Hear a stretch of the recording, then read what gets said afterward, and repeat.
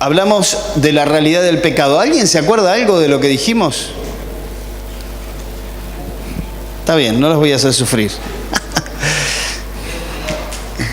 Muy bien, ahí está Lucas. ¿Qué es el pecado? ¿Y se acuerdan qué era el pecado? Hicimos una definición muy... infracción de la ley. ¿De qué ley? De la ley de Dios, exactamente. No es de ninguna otra ley, sino que la ley de Dios. Y ahí concordamos todos en que el pecado era lo que nos separaba de Dios. No hay ninguna otra cosa que nos separe de Dios, solamente el pecado. ¿Se acuerdan que hablamos de las diferentes filosofías que tratan de disfrazar el pecado para no hacerlo tan pesado para nosotros? Decir, bueno, pero no es para tanto, no es tan así. Y me hace acordar a la serpiente en el huerto del Edén, ahí hablándole a Eva, diciéndole, no es tan así, no es que te vas a morir. Qué exagerada que sos. ¿Quién te metió esas cosas en la cabeza? Esa religión que vas vos. Y el diablo todavía sigue manifestándose de esa manera. Pero sabemos y dijimos al final del mensaje que la paga del pecado, ¿qué es? Pero la dádiva de Dios, el regalo de Dios, ¿qué es? Es vida eterna en Cristo Jesús. Amén. Y hoy quiero hablar de esto, ¿no? Vivos entre los muertos. ¿Cuántos vivos hay acá? Amén. Hay 3, 4, 5. Oh my God. Estamos vivos en Cristo.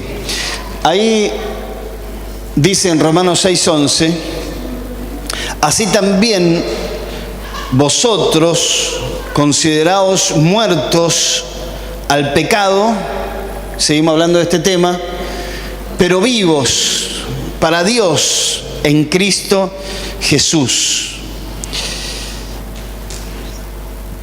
Hay algo que es muy, muy importante en cuanto a este tema del pecado. Hermanos, no tenemos que tomarlo de una manera religiosa, sino de una manera real, como hablamos el domingo pasado. Es real, es algo con lo que batallamos todos los días, luchamos con nosotros mismos. Y es algo que Cristo venció en la cruz. Como dije el domingo pasado, hablamos del efecto que causó el pecado en la raza humana y que lo sigue causando. Y todo esto que este movimiento social que estamos viendo, y a mí lo que me alarma, otra de las cosas, es que la iglesia sale a la calle, y está bien, tranquilos, la iglesia sale a la calle a manifestar y a alzar la voz a favor de la vida y en contra de la muerte, pero nadie dice nada de Dios. ¿Se dieron cuenta? Hay hermanos que están hablando por la televisión diciendo, y estoy de acuerdo, que estamos a favor de la vida y que no lo miramos desde una perspectiva religiosa, sino aún científica. Está comprobada que antes de las 11 semanas ya en la concepción está formado el ser humano que va a nacer. Pero, ¿y Dios? Porque esto atenta directamente contra los planes y propósitos de Dios.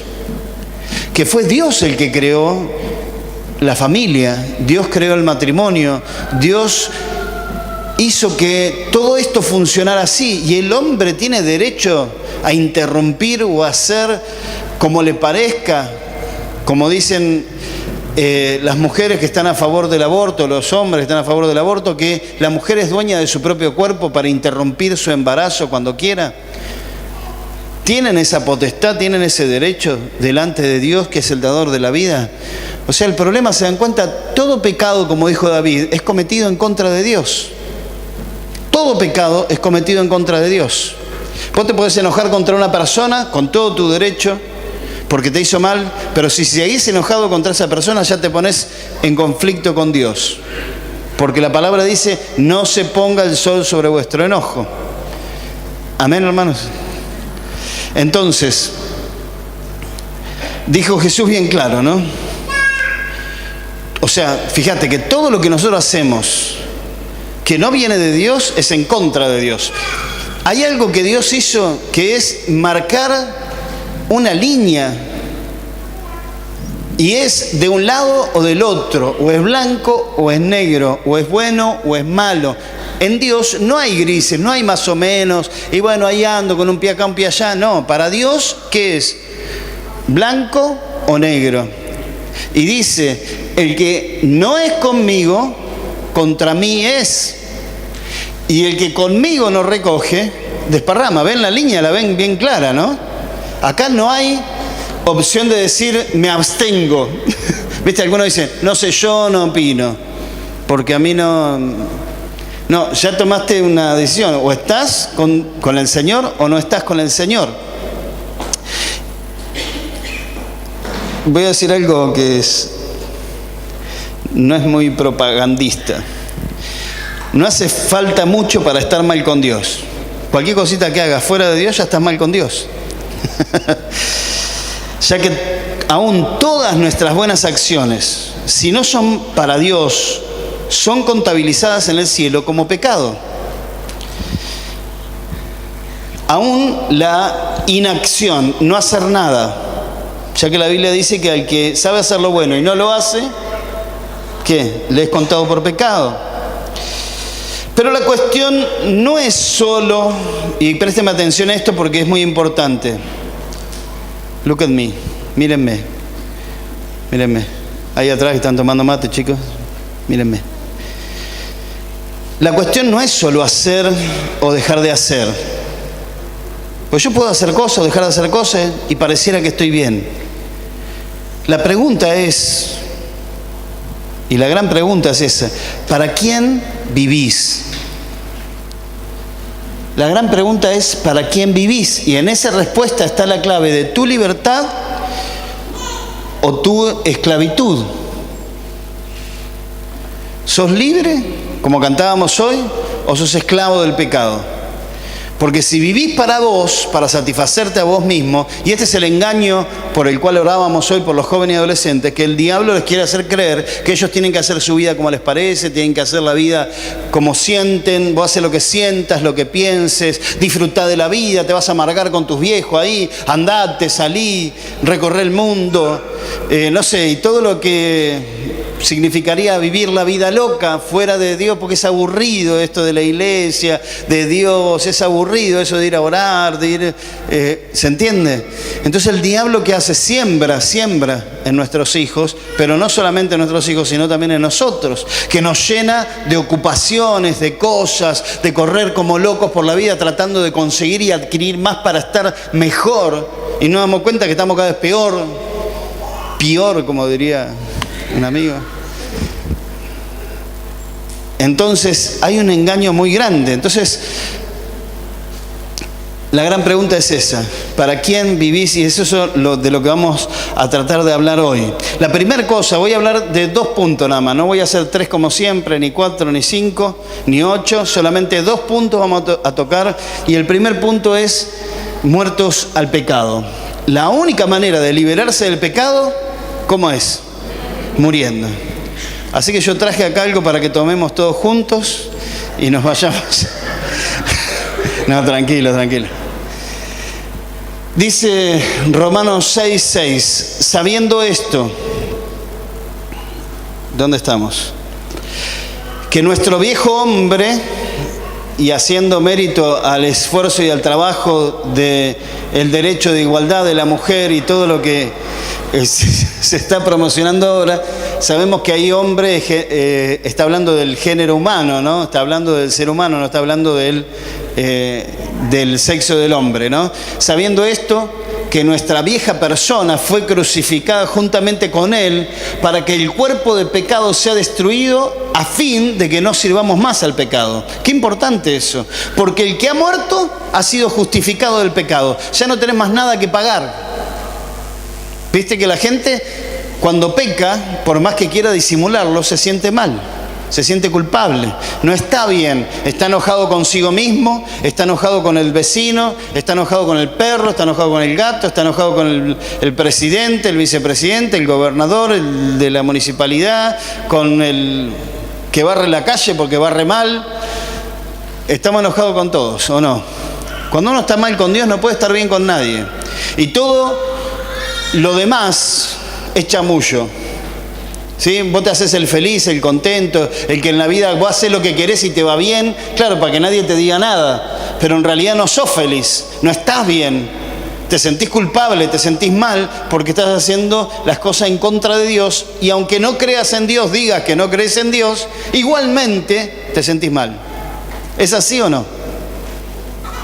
¿O era así o no? Antes, cuando vivíamos sin Cristo, estábamos así, viviendo como queríamos y nunca satisfechos de nada. Y por más que quisiéramos tener y tener y tener, cuando teníamos no nos alcanzaba. Odiábamos al vecino que el domingo siempre prendía fuego y decía, ¿viste el olor asado del vecino? Es lo peor que hay, ¿o no? Confiesen su pecado, hermano. Y vos mirabas al cielo y decías, Señor, ¿por qué él sí y yo no? ¿Por qué bendices al impío, incircunciso, malvado, este ser que no merece disfrutar de esta cosa? Y después, bueno, el domingo que viene dijiste, me lo voy a hacer yo el asado. Y fuiste y compraste asado, vacío, chorizo, morcilla, chinchulines, tripa gorda, molleja, completa la parrilla, ¿viste? Y dijiste, ahora sí, voy a hacer mucho humo para que el vecino reciba lo que sembró. Y entonces ahí te comiste el asado hasta reventar. Te calmás, Susana. Comiste hasta reventar, pero después ¿cómo te sentiste? Ya está. Después te tenés que, al otro día te sentís re mal, pero con una sonrisa, ¿no? De oreja a oreja, dije, lo hice. Pero te sentiste tan insatisfecho como antes, porque las cosas que tienen que ver con la carne nunca nos terminan de satisfacer. El sexo, el alcohol, las drogas, la comida, son placeres momentáneos que duran tanto como dura un pedazo de carne en tu boca, o duran tanto como 1 litro de cerveza en tu organismo. Bueno, algunos necesitan un poco más de eso, ¿no? Y después, ¿qué hay después de eso? ¿Se dan cuenta? El diablo nos engaña con todas estas cosas y nos quiere hacer creer que satisfaciendo esas cosas vamos a estar bien. Y nunca vamos a estar bien hasta que no resolvamos el único problema que tenemos en la vida, que es ¿qué vamos a hacer con Dios? ¿Qué vamos a hacer con el pecado? Ahí dice en Romanos que el que ha muerto ha sido justificado del pecado. Entonces la única forma de estar limpios, sin culpa, sin cargo, sin deuda, es muriendo al pecado. ¿Y qué significa morir al pecado? Esto es igual que todo lo que tiene que ver con Dios, es por fe. La fe es la que activa todas las cosas de Dios en nuestra vida. Entonces debemos creer por fe lo que Cristo hizo en la cruz por nosotros. ¿Qué es lo que Cristo hizo en la cruz por nosotros? Pagó el precio de todos nuestros pecados. Entonces cuando yo creo por fe que Cristo en la cruz me liberó, puedo cantar lo que cantábamos hoy y decir, soy libre. ¿Por qué? Porque Cristo pagó mi deuda, Cristo pagó por mis pecados con su sangre preciosa. Y si Él dice que en la cruz pagó el precio de todos mis pecados y pagó para que yo sea libre de la esclavitud del pecado, yo lo creo y lo tomo para mí. Y esta creencia, este creer me hace decidir cómo y para quién va a ser mi vida. Dijo el apóstol Pablo, con Cristo estoy juntamente crucificado y ya no vivo yo, mas vive Cristo. Y lo que ahora vivo en la carne, lo vivo en la fe del Hijo de Dios, el cual me amó y se entregó por mí. Y ahí está la clave, en esa palabrita de cuatro letras. Me amó, amor. Amor. Él te amó. Por eso murió en la cruz y pagó el precio de tus pecados. Y porque Él me amó, yo lo amo a Él y decido morir a mí mismo y morir al pecado para que no me gobierne más y que ahora mi vida sea completamente para Él. Morir al pecado es dejar de satisfacer a nuestro antiguo dueño, porque nuestra vida tenía dueño. El pecado era nuestro rey y señor, y hacíamos lo que el pecado nos dictaba. Satanás detrás de esto, encubierto, como lo hizo con Eva, como dijimos hoy, aparentemente tratando de satisfacer nuestra necesidad de ser, pertenecer o satisfacer todas nuestras necesidades. Colosenses, hoy leyó Laura, Colosenses 3:3 dice: porque habéis muerto y vuestra vida está escondida con Cristo en Dios. Qué hermosa idea pensar en esto. Yo ya morí a mí mismo, ya no vivo yo. ¿Y mi vida dónde está? Está con Dios. ¿Qué significa eso? Que toda mi vida está centrada en Dios. Y ya no tengo otra cosa que ocupe mi vida, que me envuelva, que me atrape, que me enrede, sino que estoy con Cristo. Cristo logró nuestra libertad en la cruz una vez y para siempre. Cristo logró nuestra libertad en la cruz una vez y para siempre. No necesitamos de ninguna otra cosa que se agregue a Cristo, porque Cristo es suficiente. Cristo hizo su parte en la cruz, ahora yo hago mi parte. ¿Cuál es mi parte? De morir. Yo tengo que hacer morir lo terrenal. Haced morir pues lo terrenal en vosotros: fornicación, impurezas, pasiones deshonestas, malos deseos, avaricia, que es idolatría, etc. Entonces, el hacer morir, el morir a mí mismo, el hacer morir la carne, el hacer morir mi vida de pecado, es cuestión de una decisión en fe. Yo creo que Cristo murió en la cruz por mí para pagar el precio de mi pecado, por lo tanto yo decido no vivir más en pecado, voy a vivir para Dios. Es una cuestión de obediencia y desobediencia. No podemos servir a dos señores, ustedes lo saben, no podemos servir a dos señores. Cuando desobedeces y te rebelás contra el pecado, ¿qué pensaron? ¿Iba a decir contra Dios? No, contra el pecado. No tenemos por qué obedecer a este Señor. Si hay alguien contra quien rebelarse, a ustedes que les gusta rebelarse, a los que les gusta nada más, ¿no? Si hay alguien que le gusta rebelarse, rebélense contra el pecado. Desobedezcan a alguien, sí, al pecado. No le hagan caso. ¿Por qué seguir haciéndole caso cuando ya no es más mi Señor? Por eso dice la palabra: no reine pues, no gobierne, no tenga el control de tu vida, el pecado, en tu cuerpo mortal, de modo que lo obedezcáis en sus concupiscencias. Esa palabra tan linda, concupiscencia, significa malos deseos. ¿Cuántos de ustedes tienen malos deseos? Gallo, vos solo tenés malos deseos. Allá atrás hay otro. Hermanos, yo pregunto, pero la realidad es que todos los que estamos acá en algún momento tenemos que batallar contra los malos deseos, los malos pensamientos, lo que sabemos que está mal. ¿Por qué? Porque nuestra naturaleza carnal fue corrompida por el pecado. Entonces, constantemente nos enfrentamos en batalla contra esto. Pero la cuestión, ¿cuál es? No es si somos tentados o no somos tentados, porque todos somos tentados a hacer lo malo. La cuestión es: ¿voy a obedecer a esa voz que me dice en mi conciencia, hacelo, o la voy a desobedecer? Yo te desafío a que desobedezcas con todas tus fuerzas. El pecado estará siempre queriendo controlar nuestra vida a través de nuestros malos deseos. Pero ¿saben qué voy a hacer yo? No le voy a obedecer.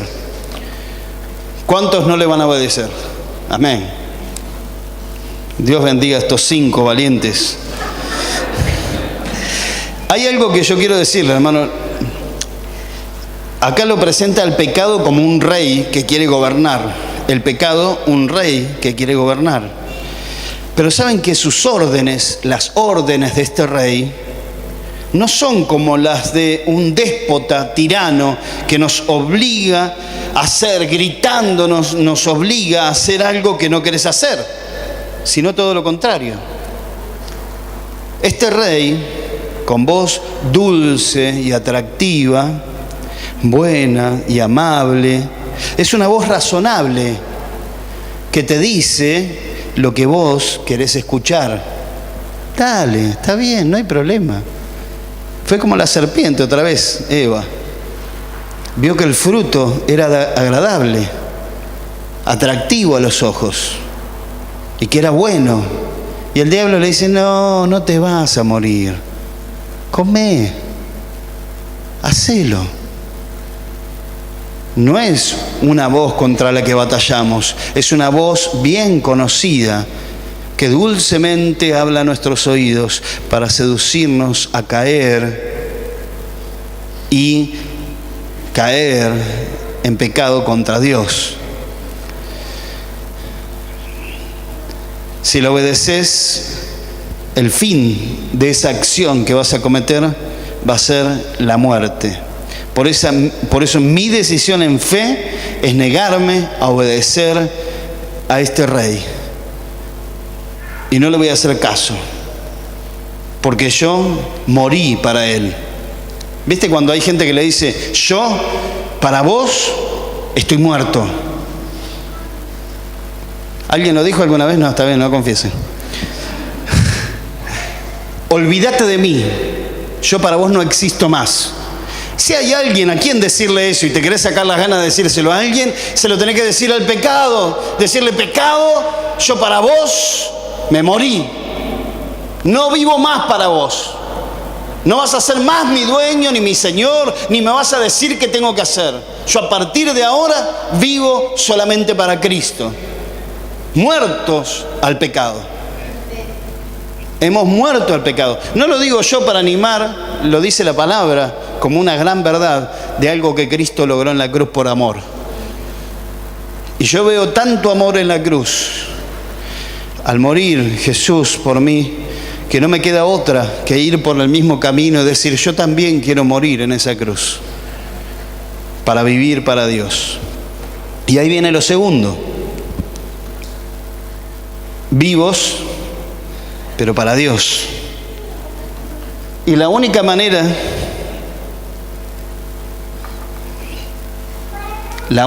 de vivir ahora es para Dios. Una vez que vos te entregaste a Cristo, no hay otra manera de vivir que no sea para Dios. Ahí en Romanos, el pasaje que leímos, dice, así también vosotros consideraos muertos al pecado, pero, hay un pero ahí, pero vivos para Dios. Entonces, ¿para quién vivimos? Qué lindo suena eso, decir, yo a partir de ahora vivo para Dios. ¿Y cuántos se estrolaron contra la pared, no? Cuando empezaron a caminar queriendo vivir para Dios y terminaron tirados en el piso, viste, llorando, con bronca, decepción. Y al final esto era vivir para Dios. Bueno, tranquilos. Vamos a ver lo que el Señor nos enseña a través de su palabra. Ahora dijimos, no obedecemos más al pecado y ahora nuestra vida le pertenece a Dios. Y dice Romanos 6:22, mas ahora que habéis sido libertados del pecado y hechos siervos de Dios, ¿qué fueron hechos? Siervos de Dios, tenéis por vuestro fruto la santificación y como fin la vida eterna. Antes servíamos a nuestro amo el pecado y a través de él a Satanás, pero ahora vivimos para Dios y de esa manera nos convertimos en siervos de Dios. Romanos 6:13 dice, no dejen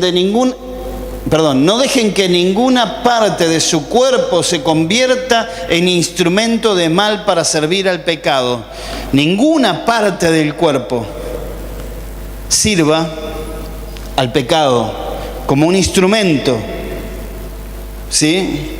Hablemos nada más de la boca, que es lo que más fácil se nos va. A algunos va, o a todos. Bueno, más o menos. Es un instrumento la boca. Con ella bendecimos o maldecimos, ¿sí? Y tantas cosas que hacemos, que se convierta mi boca en un instrumento para servir al Señor. Dice, en cambio, entréguense. Qué palabra difícil, no la puedo leer. ¿Ustedes me ayudan? Entréguense, ¿qué dice? ¿En serio dice eso? Entréguense completamente a Dios. Completamente. ¿Qué es completamente? O sea, no guardás nada para vos. No guardás nada para después. Esto es como el maná. Si guardás para mañana se pudre. Si vos te guardás algo para vos... Porque antes estaban muertos, pero ahora tienen una nueva vida.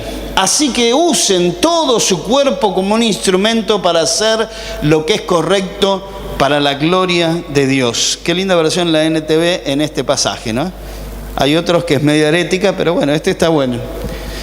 Así que usen todo su cuerpo como un instrumento para hacer lo que es correcto para gloria de Dios. Amén.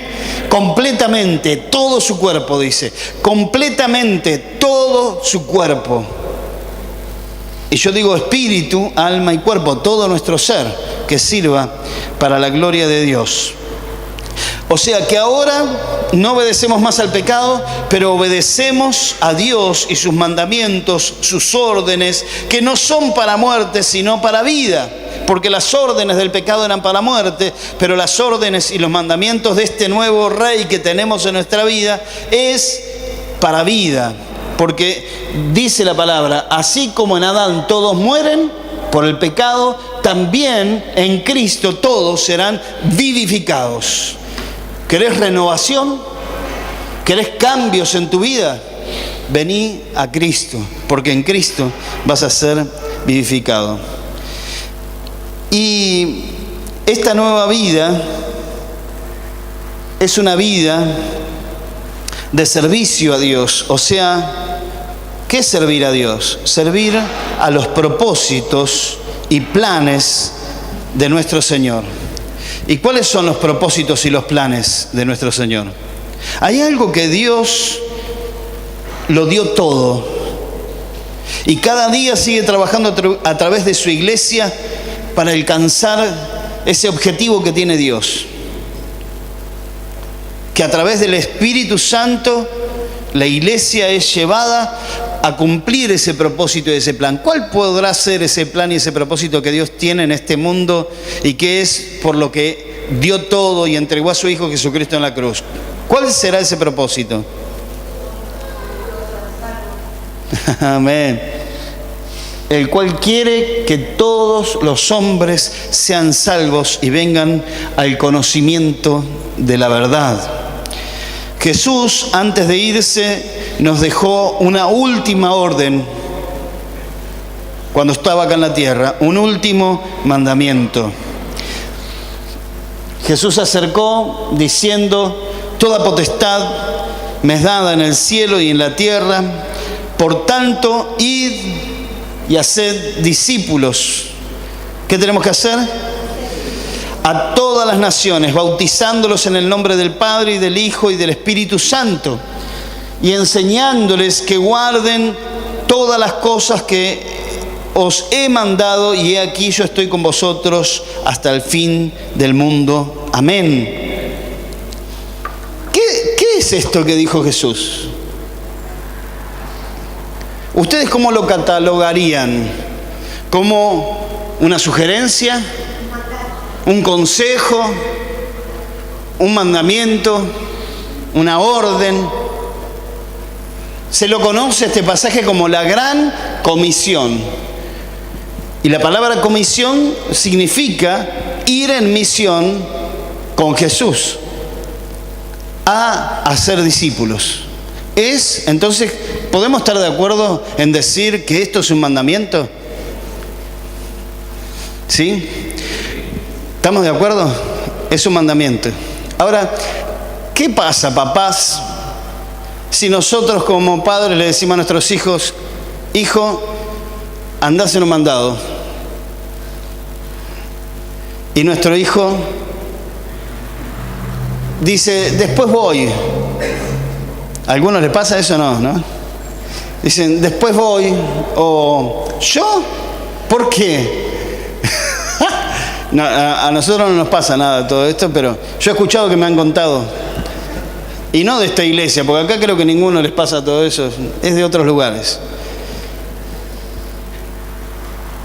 ¿Qué pasaría, no? Si nuestros hijos dicen, no quiero, no voy, o te dicen que sí, no van, estarían en desobediencia, ¿verdad?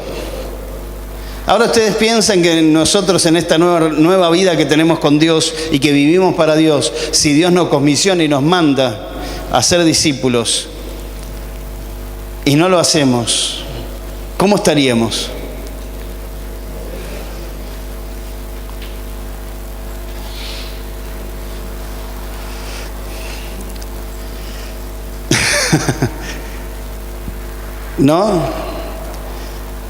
No obedecer esta comisión, este mandamiento. Lo que pasa es que viste que a veces nosotros decimos, y bueno, lo que pasa es que yo no tengo el don, no estoy crecido todavía en el Señor, recién empiezo. Y después está el otro que dice, no, pero yo ya hace tantos años que estoy en la iglesia que ya no tengo ningún inconverso a quien predicarle, le prediqué a todos. Pero siempre va a haber alguien, ¿o no? Perdón, hermano, si le meto el dedo en el ojo, es con amor, ustedes sépanlo. Pero el que no cumple con la gran comisión está pecando. Cuando entendemos que nuestra vida, a partir de que creímos en Cristo, no es más nuestra vida, ya que fuimos comprados por la sangre de Cristo, como cantábamos hoy, entonces todo lo que hacemos, lo hacemos para Él. Todo lo que hacemos, lo hacemos en santidad para cumplir su propósito en este mundo. Y vamos por la vida, bien, haciendo lo que todos hacen: trabajar, estudiar, formar una familia, desarrollar una empresa, llevar a los hijos a hacer destreza, fútbol. Lo puse porque yo sé que muchos de ustedes llevan a los chicos a jugar al fútbol, llevamos a los chicos a destreza, a hacer gimnasia, lo que fuera. Pero no hay problema con todo eso, no hay problema con estudiar, no hay problema con trabajar, no hay problema con hacer la vida como todos la hacen. Pero nosotros, hay algo que nos diferencia de todos los demás. En todo lo que hacemos tenemos un solo objetivo, que es cumplir con la gran comisión. Entonces, si yo voy a estudiar con el compañero que me siento al lado, ya tengo un objetivo ahí, no puedo hacerme el otro. No puedo decir, no, lo que pasa es que yo tengo vergüenza. Tenés una orden, un mandamiento de tu Señor, de tu Rey, de tu Dueño, que te dice, hacé discípulo. Pero no es el tiempo.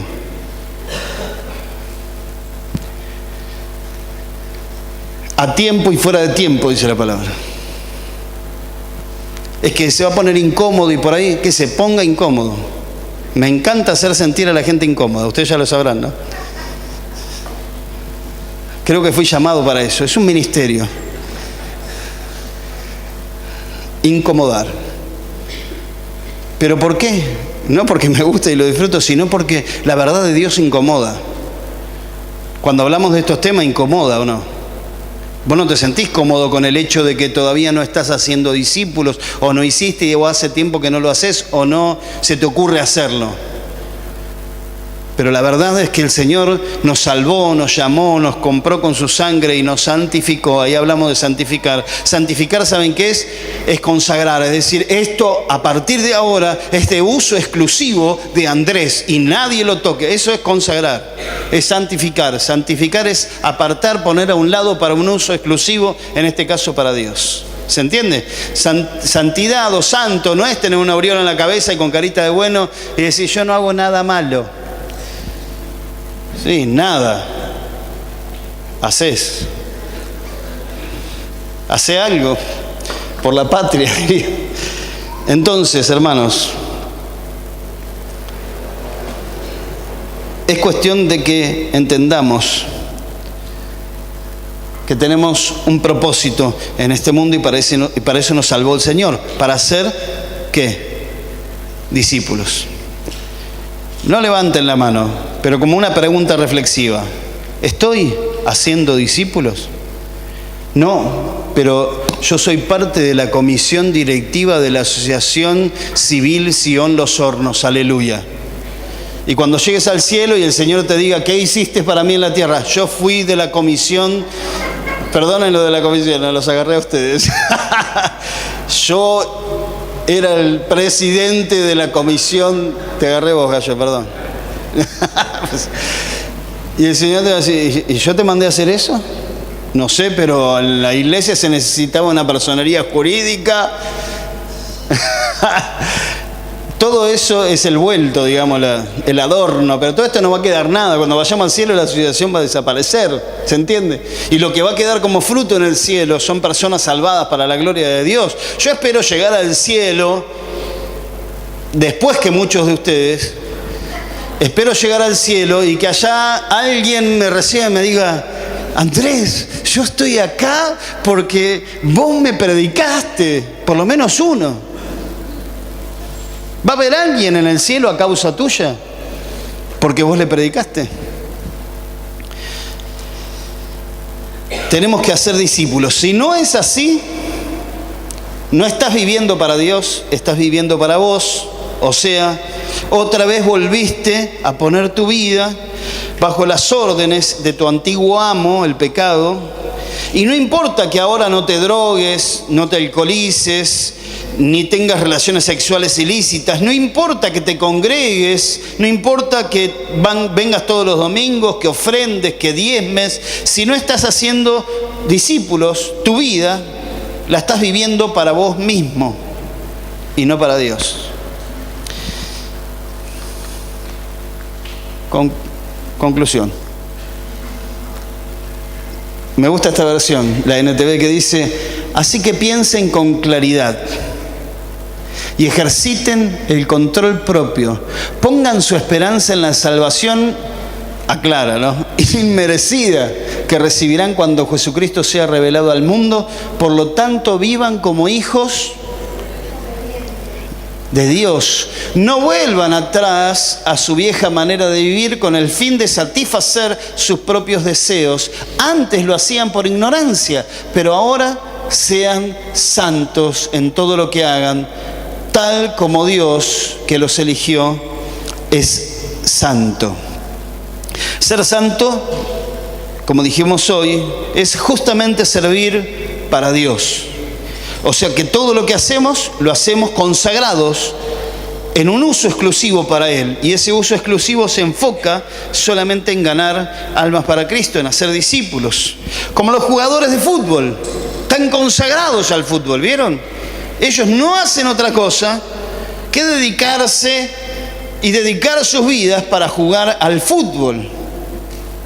Yo sé que algunos de ustedes ven en su hijo un potencial tremendo de dinero que hay detrás de todo esto, ¿no?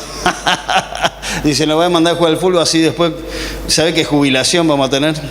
No, no piensan así, ¿no? Nada que ver. Los padres que llevan a los niños a jugar al fútbol, está bien, tienen que hacer deporte. Están consagrados a eso, no pueden hacer otra cosa. Es más, el fútbol les dice qué pueden hacer, qué no pueden hacer, qué pueden comer, qué no pueden comer, a dónde pueden ir, cuándo tener relaciones sexuales, cuándo no tener, porque ustedes saben que antes del partido no se puede, porque resta energías. Ustedes saben a qué me refiero, me miran con cara de confusión, pero creo que ustedes entendieron. Entonces, nuestras vidas ahora son para vivirlas completamente para Dios. Entonces, que Dios te dé la estrategia en el lugar donde te puso para hacer discípulos. Amén. Y hacer discípulos no es sentar a una persona con un librito y decirle, mira, acá la Biblia enseña esto, lo otro, sino que vos compartas tu vida, inviertas tu vida con esa persona, estés dispuesto a traerla a los pies del Señor, que se bautice. Ahora el domingo 8 de abril hay bautismo. Amén. Espero que sean más que 2 que son los que están para bautizarse. Traigan ahí al Señor a aquellos que se van a convertir en discípulos. Esta es una frase que dijo un gran evangelista del siglo XVIII, y quiero terminar con esto, que se llamaba Henry Barley, un evangelista itinerante que en medio de unas conferencias sobre evangelismo, en 1872 dijo esta frase: el mundo todavía no ha visto lo que Dios puede hacer por medio de un hombre totalmente consagrado a Él. Y había un joven americano allí en ese lugar que se llamaba Moody, algunos lo habrán escuchado nombrar, y ante el desafío lanzado por este evangelista, él desde su asiento le contestó: con la ayuda de Dios, yo pretendo ser ese hombre. Y definitivamente lo fue. Este hombre era un pobre vendedor y reparador de calzado, de zapatos, que no tenía educación, que apenas sabía leer, y nunca fue ordenado al ministerio pastoral, ni misionero, ni evangelista. Pero él causó un gran impacto en su época, en el mundo en el cual se encontraba. Llegó a ser uno de los grandes evangelistas de los tiempos modernos en Estados Unidos. Fundó un instituto bíblico en Chicago, en Estados Unidos, el cual mandó y sigue mandando hasta el día de hoy, sigue funcionando este instituto, miles de hombres y mujeres entrenados al servicio a Dios en las misiones. Este evangelista dijo, el mundo todavía no ha visto lo que Dios puede hacer por medio de un hombre totalmente consagrado a Él. Pero yo digo, hermanos, imagínense lo que Dios podría hacer en nuestro mundo con una iglesia completamente consagrada a Él.